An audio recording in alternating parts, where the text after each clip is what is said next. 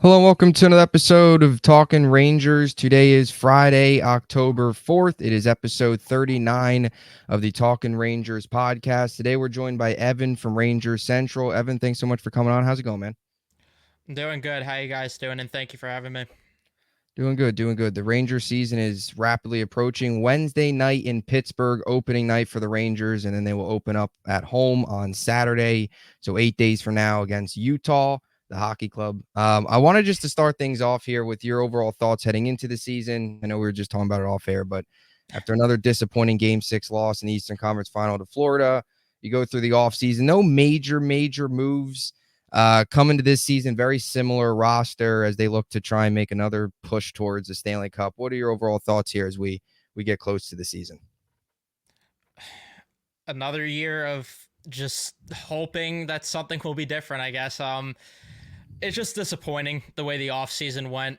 There's really no way around it because obviously the whole Truba thing held them back, and I don't know what went through Chris Drury's mind that there was literally no backup plan for if Truba said no, and I'm not sure what he saw in signing Sam Carrick as the second free agent off the board, but I mean, I do like the acquisition of Riley Smith. I think he'll be better than what they've had, but there's also something to be said about the fact that there's been now over 20 wingers playing with Kreider and Zibanejad, but he'll help the team out. I think that the bright spot, if we're going to look at anything this year, is that there's more youth coming into the lineup for once for a change, and I think that's going to help this team quite a bit. I think Rempe, I don't know what role they expect from him, but he'll, of course, get more games. Edstrom, if he continues to play this way, I mean, that's going to be great for your fourth line. And then Phil Peedle coming back is obviously the big deal. But the question, of course, with that is he going to play more than 60 games? I can't pencil him in surely for that. But realistically, you need to see a step forward from some of the younger guys that have been here, though. I want to see a step forward from Schneider. I want to see Miller in a contract year take a big jump. I want to see Lafreniere in a contract year put up a little more points, but granted, that's up to coaching to give him the power play minutes, which it doesn't look like it's going to happen again, unfortunately. But I don't know. I mean, I still feel similar to how I have felt for quite a bit with this team, where Eastern Conference Finals is probably the ceiling because Igor will take them as far as they could go, and I just don't know if they'll reach a finals with him, but we'll see. I mean, we've seen crazier things happen. I'd be very happy to be wrong. Yeah, I mean, kind of going off what you're saying there last. I mean, for me, I've been a big advocate of trying to see other options as far as Igor. I know you've kind of been in the same direction where if he's going to want that 12, $13 million, this team, like you said, is kind of maxed out at Eastern Conference Final, and then you're going to have to potentially lose another player because he's going to want $6 million more, right? So what are kind of your kind of plans or your ideas as far as Igor going in the future? I know from what I've seen, you're kind of pro kind of moving him if it's too much money, but what are your overall thoughts on him? I mean, overall, I would love to keep him. And that's the thing that gets the disconnect between the fans Yeah, that no, want to me keep him too, and me too. everything.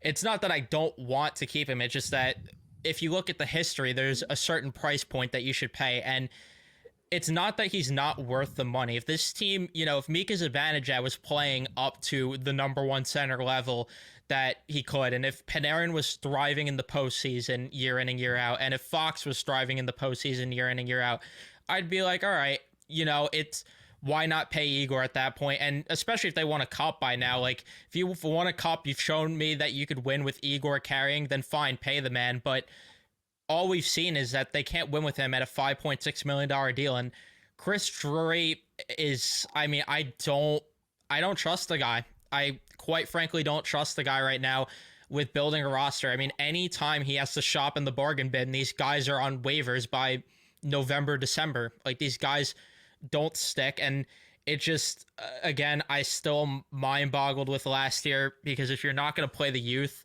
some of the youth, then why didn't you go more all in at the deadline last year?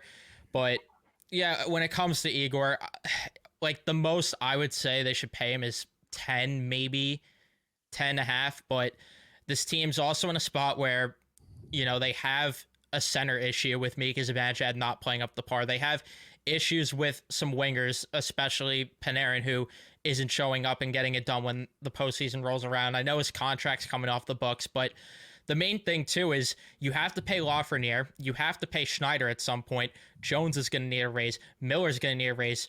So they're going to tie all this money into a core that hasn't won anything.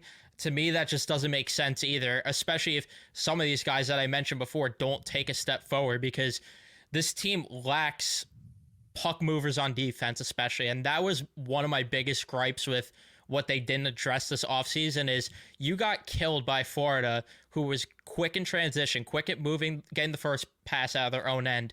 And they beat you by getting that because you have slow defenders too who get flat-footed in the neutral zone, and they killed you with your speed. And they've done the ass opposite to address those issues. Instead, they've kept guys like Lindgren around and Trouba around who cannot skate. Capo Caco is still here when you could have gotten an upgrade there. It's just like there's so many areas where they could improve. And if you sign Igor to this long-term deal, I just don't know how you're going to maneuver the cap. Like, if you can't win with him at 5.6, are you going to win with him at 12? I would say no. You mentioned Capo Caco there towards the end. He's a guy that I'm not very high on at all going into the season. I wasn't very high on him really going into last year. And most likely, obviously, this will probably be it for him, bearing a huge season. Do you see a world where if he starts to play well, Rangers are kind of, fighting for it right at the deadline? Do you see a world where maybe they could deal him, get some value for him at the deadline? And then just what are your thoughts on Kako going into the season? Do you believe this is it? He's kind of toast here in New York, or do you think he finds something this season? Honestly, I have mixed feelings. I kind of just feel like he is what he is. The problem is what he is not what fits here with what the Rangers do. I mean, he's a guy that should be on the penalty kill maybe, but they're not giving him penalty kill time. He's not even getting power play time. He's just a third line guy who puts up 30 points, and it's just like, that's fine, but you could find guys that will actually go out there and kill penalties for you. You will find guys that could chip in more to help your second power play unit for that, for what he's getting and the role that he's in. Like, if you were to ask me, and this was my thing with the Riley Smith acquisition too, I was fine with the pickup, but I just feel for a top line role, I don't think that really fits what his game is. I felt more comfortable if they moved Kako, got a legit top line winger, and then move Riley Smith down, which maybe they do at the deadline, like you alluded to there. And my thoughts on that is I feel like they wasted the opportunity to trade Kako. Like that Vetrano-Henrique deal, forget about Gensel for a second, which that's what I really wanted. But even besides that, you had the opportunity to trade Kako to get Henrique and Vetrano for Kako in a first.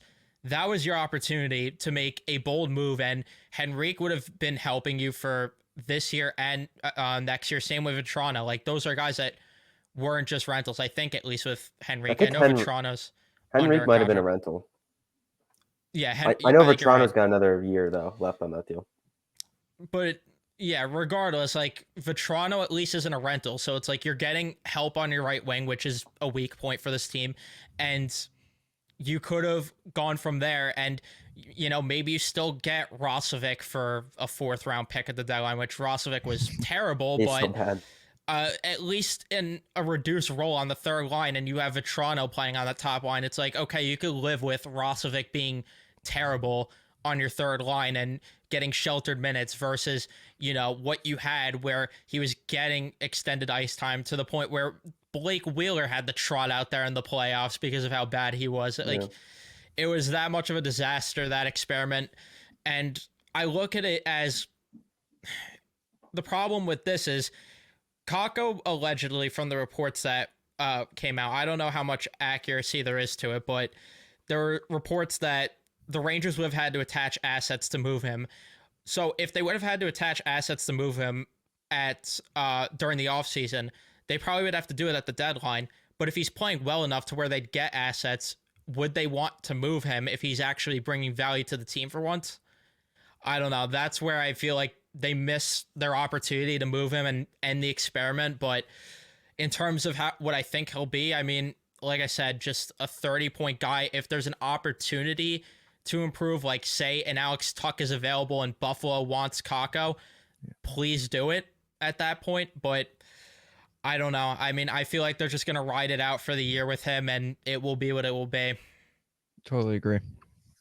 Yeah, I mean, I think it's something that probably inevitable as Ranger fans. Is it kind of sucks because he was kind of the first guy that we've seen that we've drafted that high.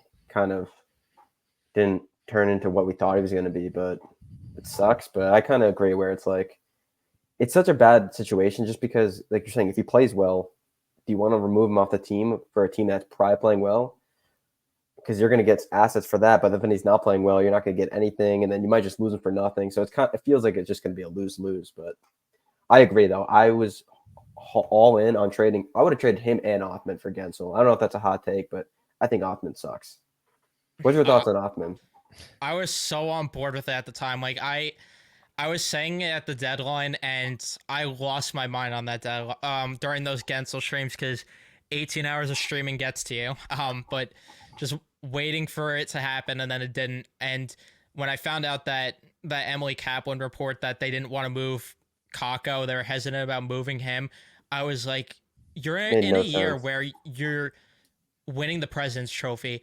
Why are you not putting your foot on the gas to go all in? And I still stand by the fact that I think that if they got Gensel, they probably at least end up in the Stanley Cup. I mean, even though Florida outplayed them a lot of that series, a lot of those were still 1-goal games. He's changing at least one of those, you got to think. And then anything could happen in a game 7 at that point.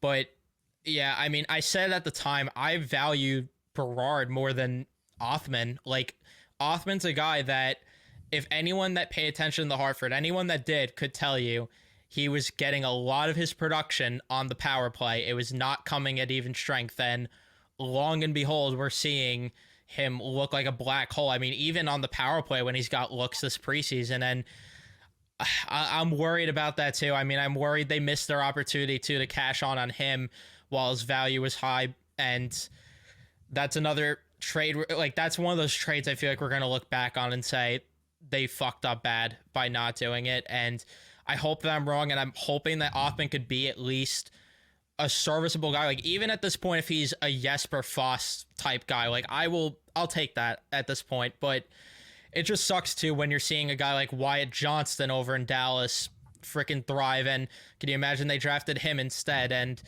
it just sucks, but I'm not that high on Othman really anymore. But if he proves me wrong, I'd love that. On the topic of Brennan, I mean, I just think that. No, you go. Yeah.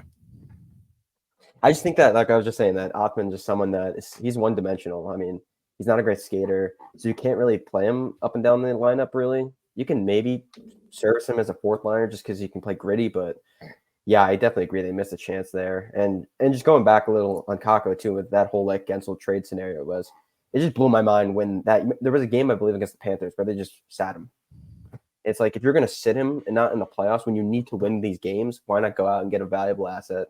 And do or die games twice now. This is a guy that has sat twice in elimination games in his career, and they decided to go even the off season and not move him. It just boggles my mind how clearly the coaches are seeing it too. And as much as Gerard Gallant's a dope, he saw it even. And I don't know what management is seeing here, but it's just, it makes no sense at all. It really doesn't. Yeah, I totally agree. He's really done not much of anything, and I think it's even worse too when you see the strides that Lafreniere has been able to make, and unfortunately Kako hasn't been able to make. But on the topic of Othman, just want to go back to that for a second. You mentioned Rempe, Edstrom, Othman, of course, even Brett Berard. How do you see some of those final, I guess, roster spots competition potentially filling out for this team? I think with the VC injury, Edstrom is going to make the roster at this point. I think it's a safe bet to say so. I don't think Othman and Berard are going to make the team unless Panarin is more banged up than we know. And then, because apparently Othman's going to be playing with Lafreniere and Trocheck tonight in the preseason game. So that's going to be interesting to watch to see if Othman could finally, make us look stupid and make us look prove us wrong. Just prove us wrong. Go out there and produce with those guys, and that'd be great. I mean, if that happens, then that changes the conversation. But right now, I'd say him and Berard probably aren't making the team. I think Rempe is gonna be on the fourth line full time, playing with Carrick and VC, and then depending on what happens with Edstrom there, maybe he gets in.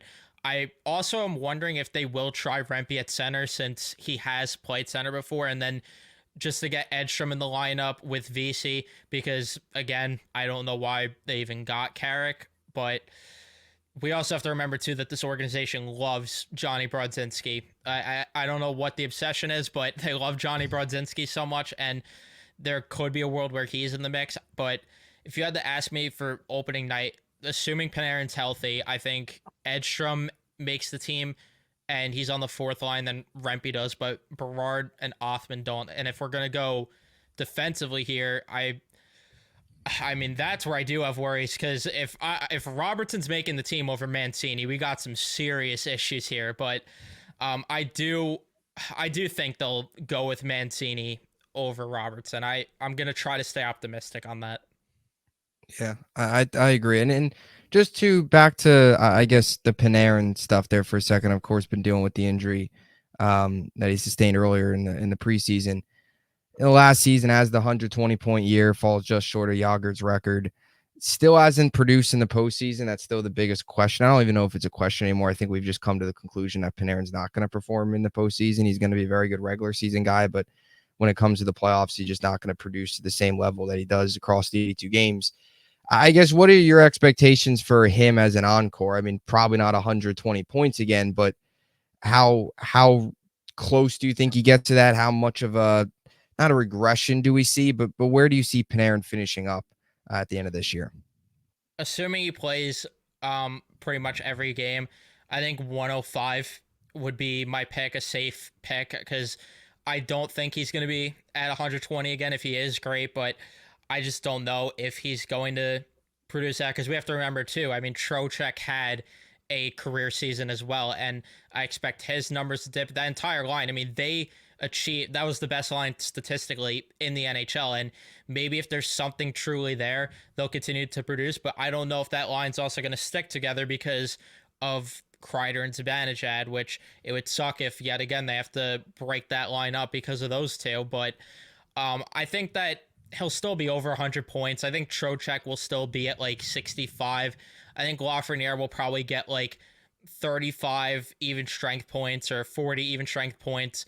I think that's a safe pick, but there will be regression. It's just not, I don't think it's going to be anything drastic. It's just, like you mentioned, come playoff time, I mean, that's where it matters, because after those first 7 games, just like most of the team, I mean, they just disappeared. And Panarin was really one of those guys, and we didn't see him until a garbage time goal in Game 6 against the Panthers, and it's just disappointing that this is what we have to be accustomed to. And I would take, and this is just my thoughts with the overall team as a whole, not just Panarin, I want to see this team treat the regular season for once like preparation for the playoffs, because you are good. You will find your way into the playoffs, but use it as a technique to build good habits, to build your game up, so then when puck drops game 1, round 1, you're ready to go and you are a dominant team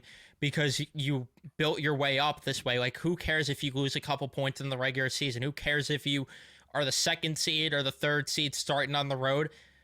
Good teams find ways to win games in the playoffs, no matter if they're home or on the road. So find a way to just build those habits up. And we saw it last year in October and November, and then I don't know what happened. It just evaporated. Then this team just coasted their way the rest of the season to the playoffs. Then Trouba gets hurt, and we see them play their best defensive hockey since the start of the season. Trouba comes back for the Arizona game, and then all of a sudden, the captain leading by example with poor defense. So again, I mean, it could just be him. It could just be him, but it's really just, that's just what I want to see from this team at the end of the day. Just build good habits. Yeah, you kind of mentioned that line, the best line on the team, and I think this is my opinion that obviously you can't win with one line, and you kind of have that first line, if you want to call it. Like, do you see them ever breaking up Zibanejad and Kreider? And like, I just don't. It doesn't seem. It just doesn't make any sense why they're together. Just because they don't produce at 5-on-5. They do play good defensively, but it just seems like they are the problem. Like everybody always says, "Oh, it's Kako, it's Wheeler, it's Blay, it's whoever the problem is." But I feel like it's a common denominator where these two guys they have to be split up. At least try. You know what I mean? At least try. But like, what are your thoughts on that? You think they are gonna go away from them at all, or you think it's just gonna be Zibanejad Kreider to the end?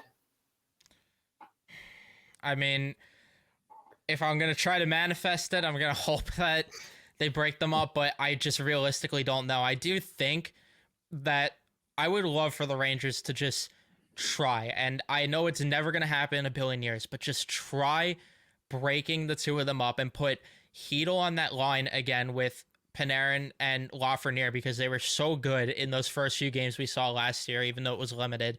Try putting them together and put Trocheck and Cryer together because, I mean, the numbers back up that those two have been good. You put Riley Smith maybe on that line, and I know that they're never going to put Mika on the third line, but I mean, we saw with Trocheck last year. He started on the third line when no one thought he was going to, and why not try it with Mika? I mean, he plays more of a game either way. It feels like that suits that kind of role, and play him with Kako and Cooley. I think that could be a solid third line, and that could be a line that shuts other teams down and could maybe chip in a few goals. But realistically, I mean, it's not going to happen. If there was a world where I could meet Chris Drury and show him the list I have saved on my phone of the right wingers have played with those two since Zuccarello's walked off the door, I'd ask him what the problem is, and if he doesn't say Kreider and Zibanejad, I would bitch slap him on the spot because I just can't understand how we've been through three coaches and no one sees it. Like, it's like the Miller and Trouba thing. When those two are still together, three coaches in, it's coming from upstairs at this point. Like, it's not a three coaches thing. Like, a coach would have saw this by now, and Laviolette's so smart to the point where I just refuse to believe that this is his decision. Yeah, I totally agree. And I guess just on that note, I don't know how to word this, but I guess for lack of better wording, how many do you expect Riley Smith to be there all year? How many changes do you expect this season? It feels like we got to start hitting the over unders on Over wings for the under Rangers. 4.5 wingers on that line to start games. Oh, I mean, that's an easy over in my Not for me opinion. over. I mean, yeah, that because we have to be realistic here. I think Smith and Kako are both locks automatically to get chances together on that line. There will probably be an injury at some point that will force a guy like Brodzinski to play with those two. Oh my god. Or VC. And then come the trade deadline, I mean, we know that the conversation's going to be, well, who's the right winger this year? How about Frank Vetrano a second go around? Like, that's going to be the conversation realistically. If they find something in Smith, I'm the last guy complaining, but I think you, me, and 90% of Ranger fans outside of the happy-go-lucky crowd know that it's probably going to be the same thing that we've seen for years. And if we were to set a timeline for when they flip Smith and Kako, I'll give it 2 weeks. I'll be generous and say 2 weeks until we see a little bit of a change there. Yeah, well, there was what? How many in the Panther series alone? Right? They had Kako, they had Hedel, Wenberg. I'm pretty sure Wheeler played a game with them. I think, or maybe he was on the played a third game line. with them. It was like 3 or 4. Yeah, I mean, in a series alone, yeah, they went through like 4, maybe even 5 right wingers. Now that you bring that up, oh my god, that's crazy. I still never got the Wenberg move. You put him there. He hadn't played the whole season in a win or go home game. Made no sense. Yeah. I guess I can kind of stem into that. Like, what are your thoughts on, I guess, Coach Peter, as I like to call him? Like, do you see him kind of like, what's your expectations for him as far as this team this year? And then, like, do you see a scenario where like they move on from him? honestly, yeah, and that's what scares me is that if this core lets down Laviolette and he gets fired, I'll do unspeakable things, man. I mean, I love Laviolette. I do. I think he's the best coach they've had since John Tortorella. Like, I truly feel that way. And I would even say he's better than Tortorella. Like, you might have to go back to Mike Keenan to the last time they had this caliber of a coach. I think Peter Laviolette's great. I mean, they don't make the conference finals if Gallant's the head coach last year. Like, they probably get eliminated against Carolina because they were close to getting reverse swept as is. If Gallant was there, I mean, we never would have saw probably that Panarin, Trocheck, Lafreniere line in general. Like, they probably don't win the President's Trophy last year, and who knows what happens? They play the Islanders then in round one, and then all of a sudden they get bounced by the Islanders. Maybe like it could have got ugly. I think Laviolette's great, and I think he's far from the problem.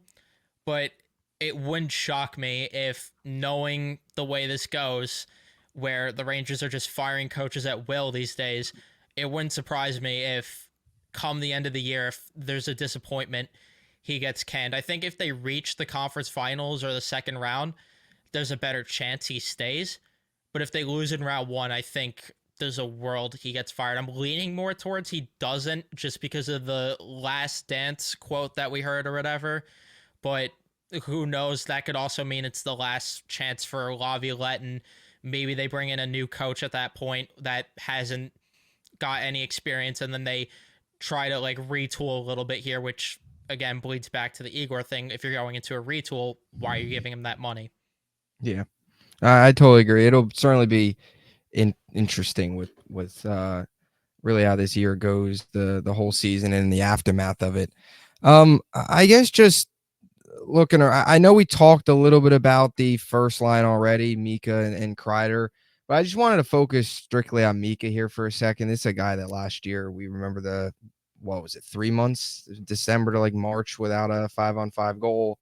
I mean, I remember we felt like we came on every single podcast, every single opening on the podcast was, oh, Mika still hasn't scored 5-on-5 goal. Like, he went through that long stretch.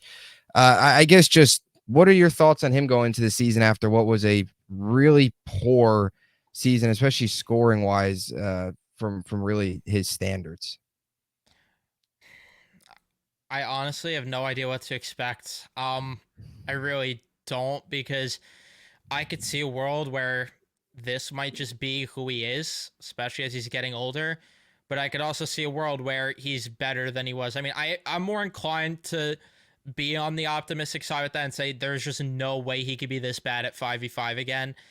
And I mean, he has to get more than 8 goals. The fact that guys like Danton Heinen, who I was begging for last offseason, had more 5v5 points than him last year, it's flat out embarrassing. Like, this is your number one center that Chris Drury valued more than Jack Eichel. Like, this is a guy that needs to be way better than he's been. And especially come the playoffs, I mean, after game 5 against Carolina, I would say, when Brent Burns like took that little hit on him, that shot on him, he just completely went invisible. And I'm leaning towards he'll have a better year at 5v5, but I don't know. I mean, I wouldn't be surprised if this is just what he is, and with how bad him and Kreider have been at 5v5, I wouldn't be surprised if this is just the norm. Yeah. It kind of sucks because, again, it may be obviously you have career years, career moments, but and that 2019 run that he had, like, I thought it was going to be like 40 goal scorer every year after that. That was easily one of the best runs I've ever seen from a New York Ranger. Just COVID, that was just a season where it's like they were a fun, frisky team. Yeah. But I just wanted to see him finish out that season because he missed a lot of time that year too. And I just never seen a player like everything was going in. That was just the crazy run. I mean, he was pretty good, I think. It was either the year after they went to the conference final or the year that they did, where I think he scored like 39 goals and he had like a career high in points, but it just doesn't seem. It's confusing to me how he kind of just has tailed off, because it's not really like injuries that he's had that kind of led to that. But I just think my biggest problem with him, I don't know how you feel, is that at 5-on-5 on the power play, he just doesn't look to shoot anymore, which is mind-boggling because he's got such a good shot. And I feel like you were saying that Lafreniere should get put on the power play. I 100% agree, which they're not going to do. But like, if he's not going to shoot the puck, then why is he on the power play? you know? Yeah, that's the thing. Like, because what we saw that season is a true goal scorer. Like, not what Ranger fans were like, oh, Chris Kreider's a goal scorer because he had 52 goals. Being a goal scorer is not just standing in front of the net, getting deflections, or what Mika does, where he sits in the one-time circle and rips one-timers. What we saw in that 2019-2020 season, that 5-goal game he scored with Washington, prime example of what Zibanejad was at that time, because he scored all 5 of those goals in different ways. Like, one was a deflection, one was a one-timer, one was a backhander, one was a wrist shot. Like, that is what a true goal scorer is, and they need Mika to be that. And it made the power play predictable too when he was just ripping one timers. And I think that's also what scared him to where he stopped shooting. But I mean, he needs to be more of a scoring threat in the way that I'm bringing up, where he has to score in more than one way. It can't just be these one timers, and it can't just be um on the power play. He needs to get back to being able to score in different ways, like driving to the net more and drawing a penalty, driving to the net and ripping a backhander. Like, even that opening night game against Tampa Bay when he scored shorthanded, the way that he scored that goal is just prime Zibanejad. Like, that's what we thought he was going to be as the number one center, and that's where you guys, myself, and a lot of other Ranger fans were frustrated last year. I mean, last year, for someone that hates Miko, that, like, I'm told I do, I had him having more points than Jack Hughes last year. I was that confident that he was going to have a big year. And I had him scoring 40 goals last year. And that's where my frustration was in, because he let me down so much with my expectations. And they were high expectations, but he couldn't even, like, get halfway to the expectations. He needs to at least get halfway to that. Like, if he nets 35 and, like, half of those are at even strength, I think all of us are happy. Yeah, I think not that it's a good thing, but I feel like the cherry on top to Mika's season last year was Game 6 against Florida, when the right in front of the net and the puck bounced over his stick. I feel like that was just properly summed up the season for him and the playoffs for the Rangers, I guess, with them losing that game. We would talk a little about Lafreniere here. Just wanted to get your thoughts. It feels like the sky's the limit for him this season. A huge season incoming. You hope more power play time. We'll see if that happens. But after what we saw last year, and even there was times too where he was kind of snake bitten. There was some really nice saves made on him. Like, you could probably make the case he could have easily had 8 to 10 more goals than he had. Feels like this is a breakout year incoming. What are your expectations and excitement for what he can do this season? Yeah, if I was to, talk about what I'm most excited for this season, it's watching this kid play. I mean, the way that just the goals that he was scoring against Florida, that toe drag, and man, he just scores goals like a number one overall pick. And it just sucks that we were robbed of it for a couple years, because Gerard Gallant would bury him on the third and fourth line. And then, it took him a while to get his confidence going. And that's where, again, love Peter Laviolette for that. But yeah, I'm so excited for what he could be. And I think it was Lazzy that brought this up, that he had somebody he knows, like, made a compilation of all the grade A chances that came off of either Lafreniere himself or feeds from Lafreniere. And it was like a 5-minute compilation. Like, he got robbed so much points, and he could have been a point per game player. The only thing that everyone should be scared of Lafreniere is I put a couple futures on him to get 80 points this year. So I might hex him, unfortunately. But I do think that he's going to reach being a point per game player. It's just, again, I worry if him not getting that much power play time could hold him back of that. Because if he's not that, I think we're probably looking more at the 60-point range again. But, I mean, I'll still take that if he's getting limited power play time and most of it's coming at even strength. I mean, that's what you want from a number one overall pick. I'm just scared that the Rangers are doing this because they don't want to pay Lafreniere as much as he deserves. I really feel like that's what this is about. I feel like they want to minimize his role a bit just so they could take the cheap way out, take the pay cut give him a pay cut versus what he deserves to get. Maximize your damn talent. Are you trying to win a cup or what? Because that should be the goal, not getting this guy on a pay cut. Give the money he deserves to him, because that's a guy that could be a franchise player when he's still 24, 25, didn't hit his prime yet. Like that's the guy that I'm paying $10 million to, $9 million to, especially if he's starting to become a point per game guy. Do you Yeah, see them one. getting a deal done this season, or you think it's going to be in the off season? There's no way it doesn't go into the offseason, in my opinion. Lafreniere, he knows he's got to just roll into the season and, prove that he could be that point per game type player, and then he'll get a significant payday. I mean, he's already in a good spot because Slavkovsky got almost $8 million, and I mean he's proven himself more than Slavkovsky, so he's probably going to start at least 8 if he has a big year, and that's why I really feel like the Rangers are minimizing what he could be this year. I think that could go up to like 9, 9.5.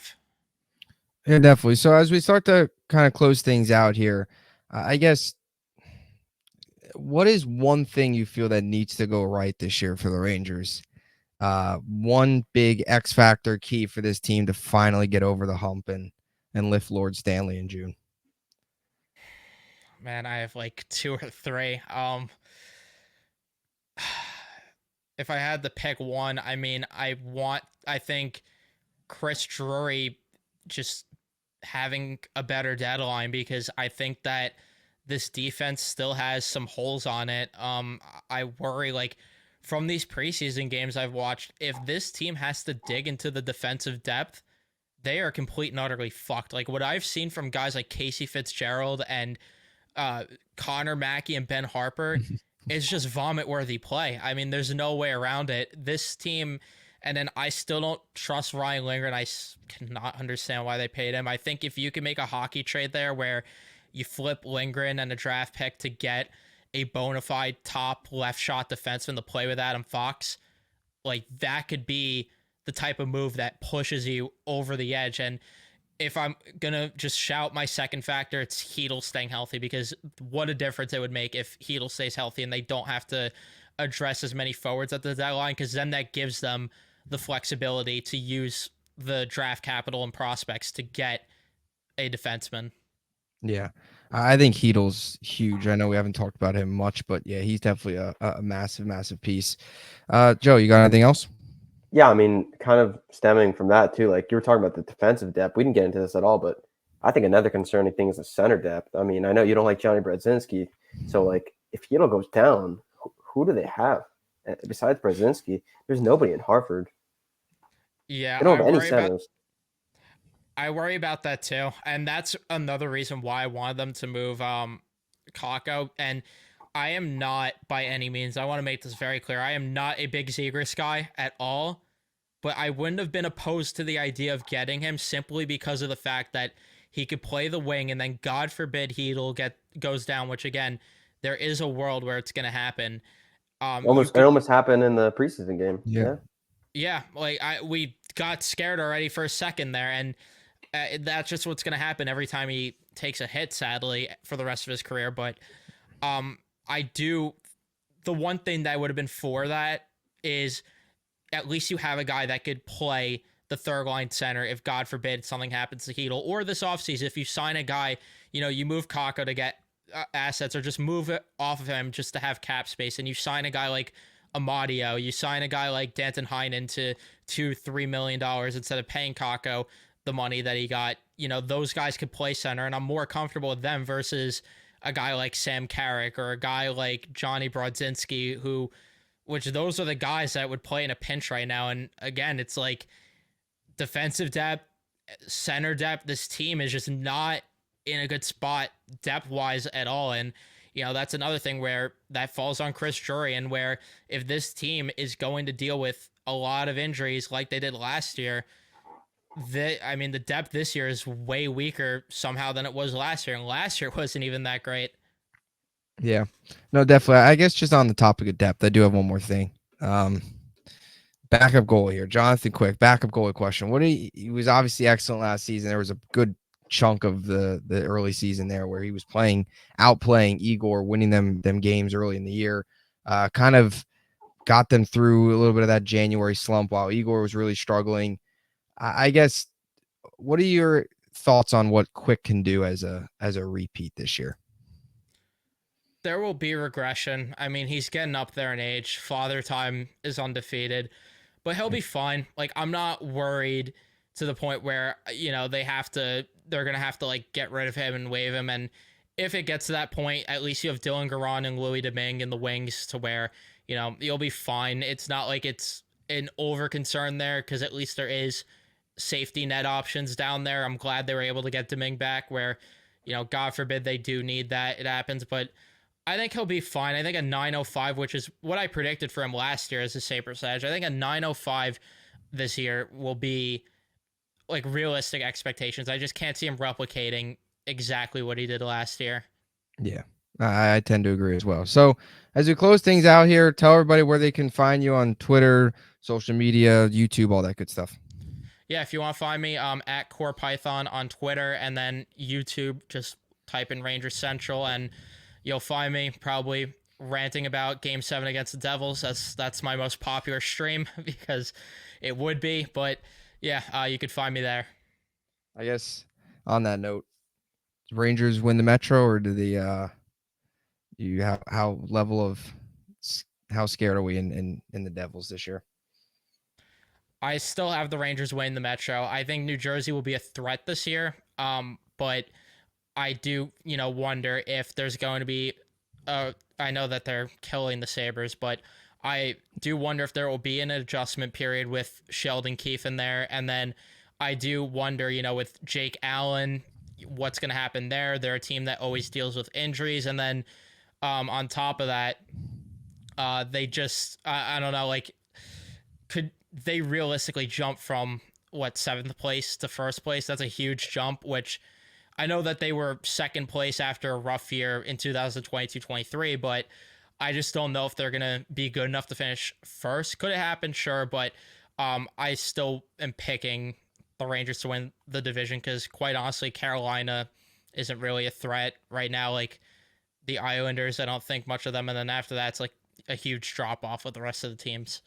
Yeah, I agree. I think they'll a little bit of a regression from last year. I don't think they'll win the President's Cup again or have another history-making season from a Rangers history standpoint. But I still expect them get to the playoffs, get a high seed, and go from there. So really appreciate you coming on. As always, appreciate everybody tuning in. And until next time, let's go Rangers.